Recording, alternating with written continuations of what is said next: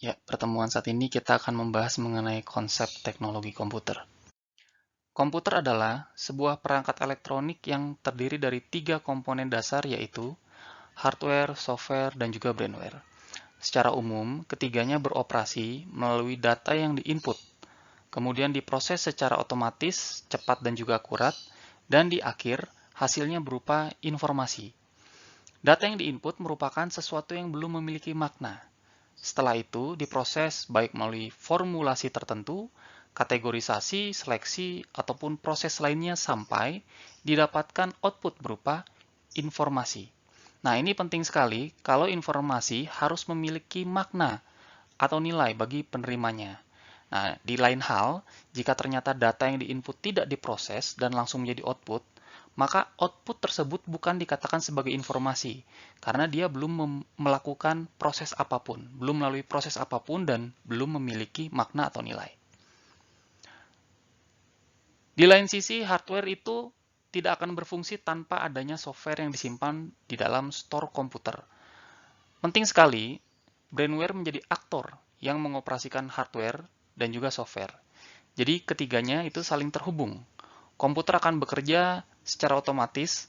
Secara garis besar, otomatis di sini dapat berangkat dari inputan data, semisal penggunaan sensor, kemudian diproses melalui program komputer, entah itu sebuah algoritma tertentu kah, formulasi, seleksi, dan lainnya, sampai kepada informasi yang dihasilkan kepada brainware melalui berbagai hardware output, misalnya monitor, perangkat mobile atau device tertentu yang terhubung melalui perangkat network. Nah, ini secara fisik network di sini merupakan konfigurasi dari hardware dan software yang mendukung komunikasi antar komputer. Banyak definisi komputer yang disampaikan oleh berbagai praktisi, saintis, ataupun peneliti. Nah, beberapa di antaranya menurut misalnya Donald H. Sanders, ia menyatakan bahwa komputer adalah sistem elektronik untuk memanipulasi data yang cepat dan tepat, serta dirancang dan diorganisasikan supaya secara otomatis menerima dan menyimpan data input, memprosesnya, dan menghasilkan output di bawah pengawasan suatu langkah-langkah instruksi-instruksi program yang tersimpan di memori atau store program. Nah, kemudian yang lainnya menurut Gordon B. Davis, komputer adalah tipe khusus alat hitung yang mempunyai sifat tertentu yang pasti. Nah, di lain hal, ada Robert H. Blismer, dia menyatakan bahwa komputer merupakan alat elektronik yang mampu melakukan tugas-tugas sebagai berikut, yaitu menerima input, memproses input sesuai programnya, menyimpan perintah-perintah dan hasil dari pengolahan, serta menyediakan output dalam bentuk informasi. Nah, kalau misalnya melihat atau berangkat dari definisi komputer menurut misalnya Gordon, secara saintifik, maka sebenarnya cikal bakal komputer itu sudah hadir sejak 300.000 tahun sebelum Masehi. Jadi saat itu manusia menggunakan dalam tanda kutip tulang ya sebagai alat ukur. Nah, contohnya untuk mengukur jarak ataupun umur manusia saat itu. Nah, kemudian semakin berkembang, salah satunya menjadi pteroglif, papirus, dan juga abakus sesuai dengan yang ada di gambar. Ini yang merupakan alat perhitungan operasi aritmatika yang ditemukan sejak 2500 sebelum Masehi. Nah, pada dasarnya komputer itu dibagi menjadi 4 klasifikasi, yaitu alat manual, alat mekanik elektronik, dan juga alat elektronik. Keempatnya itu dibedakan karena energi yang mengoperasikannya. Jika alat manual menggunakan gerakan anggota tubuh manusia misalnya tangan, nah alat mekanik mengoperasikan perangkat dengan bantuan rotor atau gear, namun tetap energinya melalui gerakan tubuh manusia. Nah, kemudian berkembang menjadi alat mekanik elektronik, itu sudah didukung oleh bantuan listrik, namun belum sepenuhnya. Nah, baru di tahun 1944, itu ya, dengan hadirnya Harvard Mark I ASCC, ini merupakan produksi IBM, ini dibangun oleh Profesor Howard Aiken di Amerika Serikat. Ya, saat itu untuk operasi aritmatik dan logika secara otomatis. Ini menandai hadirnya alat listrik, di mana komputer sepenuhnya sudah menggunakan energi listrik. Nah, kemudian komputer yang menggunakan listrik ini sepenuhnya berkembang setiap tahunnya.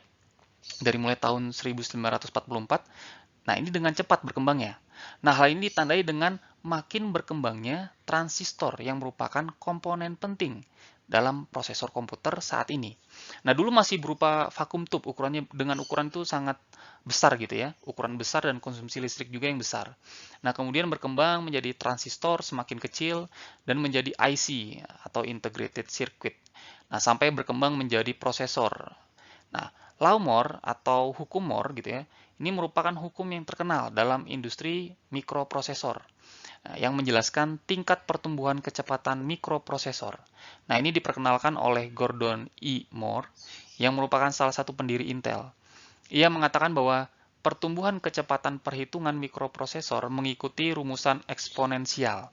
Ia menyatakan bahwa kompleksitas sebuah mikroprosesor akan meningkat 2 kali lipat tiap 24 bulan sekali. Nah, secara tidak langsung, ini berkaca kepada jumlah transistor akan semakin banyak, gitu ya. Ukurannya akan semakin kecil dan prosesornya akan semakin cepat. Nah, ini secara tidak langsung hukum Moore itu menjadi umpan balik atau feedback untuk mengendalikan laju peningkatan jumlah transistor pada keping chip gitu ya atau IC. Nah, hukum Moore ini telah mengendalikan semua orang untuk bersama-sama mengembangkan prosesor. Gagasan yang dilontarkan Moore mengenai kecenderungan peningkatan pemakaian jumlah transistor pada IC atau chip telah memberikan sumbangan besar bagi kemajuan teknologi informasi. Nah, tanpa jasa Moore, mungkin kita belum bisa menikmati komputer saat ini dengan kecepatan 3 GHz atau lebih, gitu ya. Oke, ini adalah gambar dari sebuah sistem komputer. Jadi pada sistem komputer terdapat 3 komponen yang saling mendukung, yaitu hardware, software, dan brainware. Hardware merupakan komponen yang dapat dilihat secara kasat mata dan mampu disentuh secara fisik, gitu ya. Fungsi hardware antara lain untuk mendukung kinerja komputer sebagai pengolah data dan menampilkan input proses.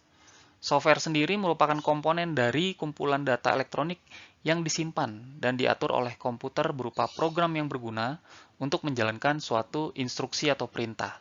Nah, sedangkan brainware sendiri merupakan sebutan untuk manusia yang menggunakannya, memakainya, atau mengoperasikan komputer. Nah, ketiganya saling melengkapi satu dengan yang lain. Ketiadaan salah satu saja komponen ini akan menyebabkan pengoperasian sistem komputer tidak akan berlangsung. Ya, berikut ini adalah membahas mengenai data.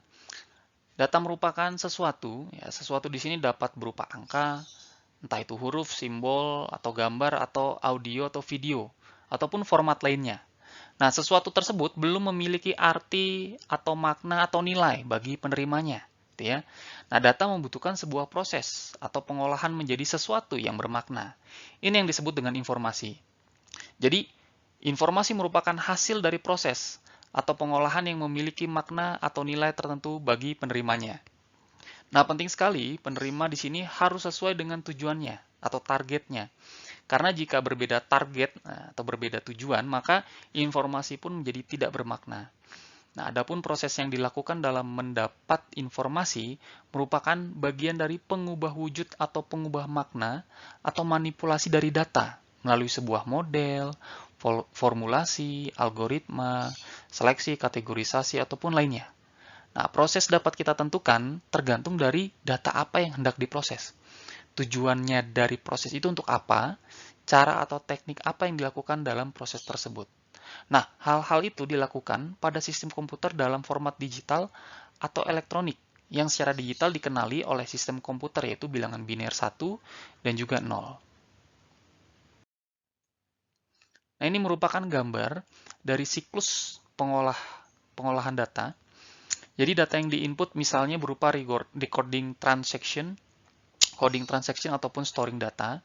Ini kemudian diproses melalui proses calculating, summarizing ataupun classifying dan menghasilkan informasi berupa displaying, reproducing ataupun telecommunicating. Nah, sederhananya setiap data yang diinput harus melalui proses. Proses yang telah dilakukan akan menghasilkan informasi. Untuk selanjutnya, informasi dapat menjadi data baru. Nah, data baru tersebut dapat diproses oleh model atau formulasi yang sama atau mungkin juga berbeda. Nah, ini guna mendapatkan informasi yang terkini, yang terbaru. Nah, demikian seterusnya, gitu ya. Nah, ini menjadi siklus dalam pengolahan data. Ya, berangkat dari fakta yang menyatakan bahwa data itu sangat banyak, memang sangat banyak. Kita coba ambil sebuah kasus, ini pada tahun 2018, rataan banyaknya pengguna mobile phone saat itu di dunia sekitar 5 miliar. Ini bayangkan jika setiap satu pengguna smartphone mengirim email, mengunggah video, ataupun memposting foto. Ini kira-kira berapa banyak kontribusi jumlah data yang dihasilkan setiap harinya di seluruh dunia. Nah, ini banyak sekali pastinya. Nah, belum lagi termasuk data-data yang dihasilkan oleh sensor, kamera CCTV, database di instansi pemerintahan, dan lain sebagainya. Nah, sebuah data dari We Are Social menyebutkan bahwa jumlah pengguna internet di dunia pada tahun 2018 itu mencapai 4 miliar dan mengalami peningkatan sebanyak 7% setiap tahunnya. Nah, di tahun tersebut pengguna media sosial juga menyentuh angka sampai 3 miliar. Nah, sekelompok peneliti dari IDC memprediksi jika di tahun 2025 jumlah data di seluruh dunia akan mencapai 163 zettabyte. Nah, ini berdasarkan laju produksi data tahunan di seluruh dunia yang saat itu mencapai 16,3 zettabyte. Nah, perlu diketahui 1 zettabyte itu setara dengan 1 triliun gigabyte. Nah, ini diinkludkan dengan asumsi perharinya itu data yang disampaikan oleh pengguna mobile phone itu sebanyak 2,5 quintillion byte. Nah, ini kurang lebih nolnya itu sekitar sebanyak 18 digit. Jadi banyak sekali memang.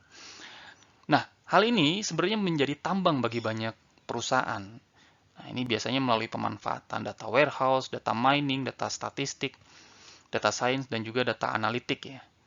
Nah, ini melalui pemetaan pola-pola tertentu, analisis data ataupun filter dan scrubbing data, itu dapat membantu sebuah perusahaan atau organisasi, gitu ya, entah itu juga bisa pemerintahan juga, gitu ya, untuk mendapatkan sesuatu yang bernilai. Dan hal ini membawa pada perkembangan atau peningkatan profit dari sebuah organisasi. Jadi sebenarnya sekarang eranya bukan lagi menambang barang tambang mineral ya, tapi sudah menambang data. Nah, kalau melihat raksasa Xiaomi gitu ya, raksasa Xiaomi itu melakukan itu, dia menambang data, gitu ya. Dia mampu menghadirkan berbagai kebutuhan rumah tangga atau alat elektronik atau alat-alat lainnya itu berangkat dari pemanfaatan dalam ya, memproses data yang banyak tadi, gitu ya.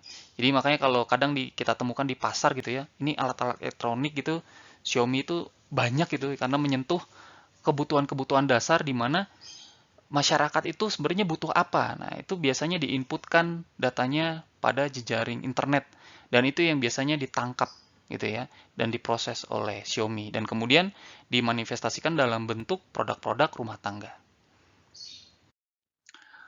Oke, data yang banyak tadi sebenarnya dapat diklasifikasikan. Ini yang pertama menurut jenis data. Data dibagi menjadi data statis dan data dinamis. Data statis adalah data yang tidak dapat diubah, cenderung tetap, dan hal ini dasari pada kondisi tertentu yang menyebabkan data itu tetap, gitu ya. Misalnya data pada ijazah atau data lainnya. Sedangkan data dinamis cenderung dapat diubah atau diupdate bergantung pada situasi tertentu. Nah, kemudian menurut sifat data, itu data dibagi menjadi data kuantitatif dan data kualitatif. Data kuantitatif memiliki data dengan angka-angka tertentu. Umumnya data ini didapat dari sebuah perhitungan atau formulasi tertentu. Sedangkan data kualitatif adalah data yang memiliki kata atau kalimat yang mengandung sebuah makna. Sifatnya menerangkan atau menjelaskan sebuah data. Nah, kemudian terdapat klasifikasi menurut sumber data, terdapat data internal dan eksternal. Data internal adalah data yang menguraikan situasi dan kondisi di dalam suatu organisasi secara internal.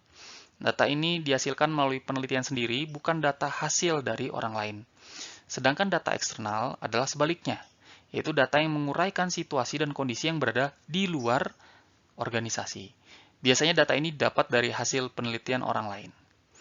Nah, di lain hal, klasifikasi data menurut isi data berangkat dari catatan kegiatan yang mengurai data rekam jejak sebuah kegiatan, hasil penelitian yang merupakan data dari sebuah pencarian dan penyelesaian sebuah fenomena, data lingkungan yang merupakan data umum berangkat dari cakupan area tertentu dalam suatu bidang tertentu, dan data peraturan yang mencakup batasan-batasan pada sebuah bidang gitu ya. Oke, kemudian kita bahas tentang proses. Ini proses penting dilakukan dalam mengolah data. Jadi data yang majemuk itu jika diproses sedemikian rupa untuk mendapat tujuan tertentu, maka dapat membawa sebuah organisasi pada tujuannya. Jadi penting sekali proses dimaksimalkan. Namun penting juga data yang diinputkan itu sesuai. Nah, ini terdapat istilah garbage in, garbage out. Nah, jadi singkatnya GIGO.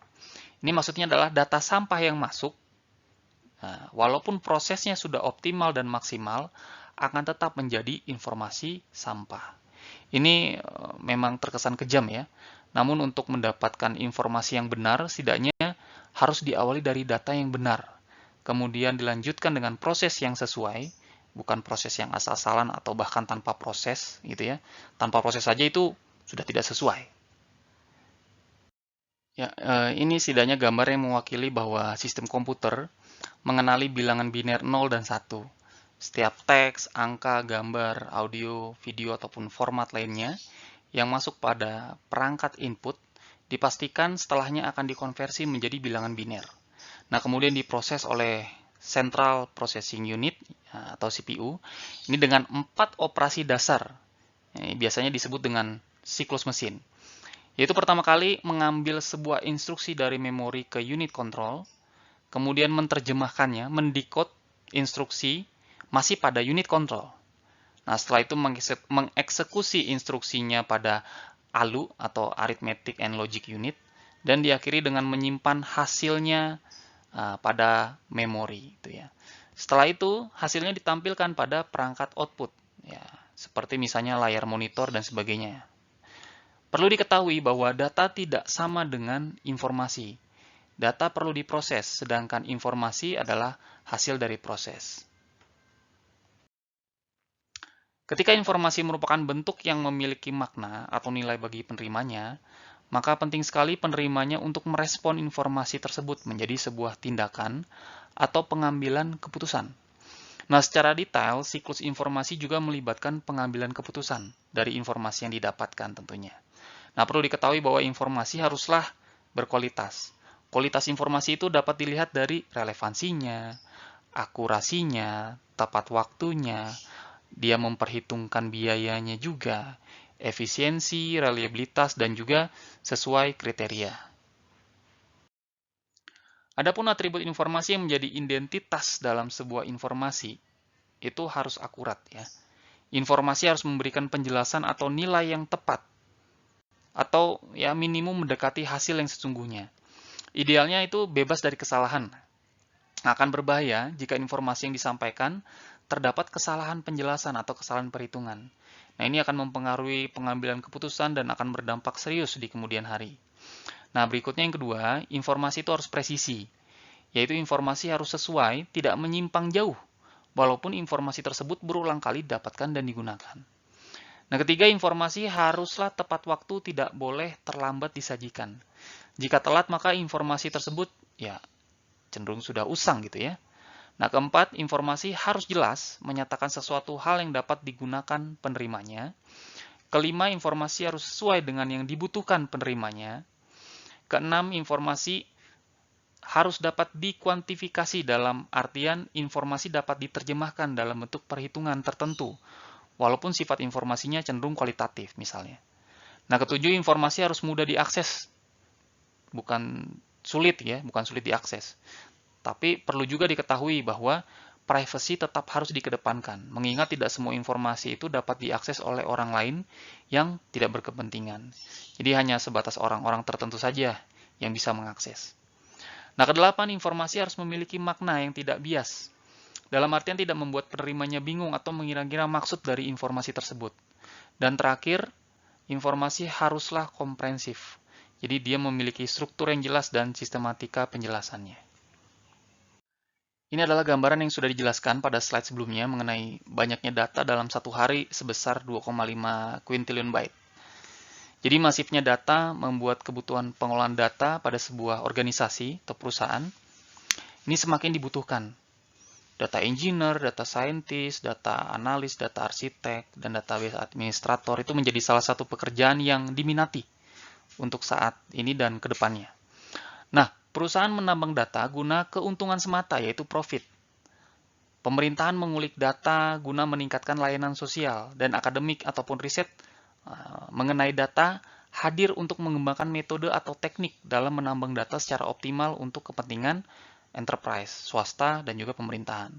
Nah, di lain hal, menambang data menjadi sebuah keuntungan, namun di lain sisi, yang berseberangan, menambang data menciptakan berbagai fenomena sosial terkait pelanggaran privasi, kasus pencurian akun bank, kasus pencurian nomor WhatsApp, email spam, dan lainnya. Nah, itu merupakan segelintir ya, aksi dari penyalahgunaan data. Jadi penting sekali data itu dikelola dan juga diamankan.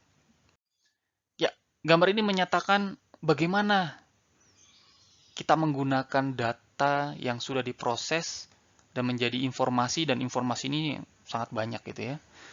Sehingga jika ditanya hal tersebut, penting sekali kita untuk memahami bahwa kepada siapa informasi itu ditujukan. Untuk keputusan spesifik apa informasi ditujukan. Sejauh mana informasi dapat digunakan untuk mendeteksi dan memecahkan masalah. Dan yang terakhir, sejauh mana tingkat pembuatan keputusan berangkat dari informasi yang didapatkan. Jadi, data yang diproses menjadi informasi dan tidak semua informasi juga ya, kita terima. Dan informasi tersebut harus juga kita telaah kembali untuk mendapatkan sebuah pengambilan keputusan. Sekian untuk pertemuan saat ini. Terima kasih.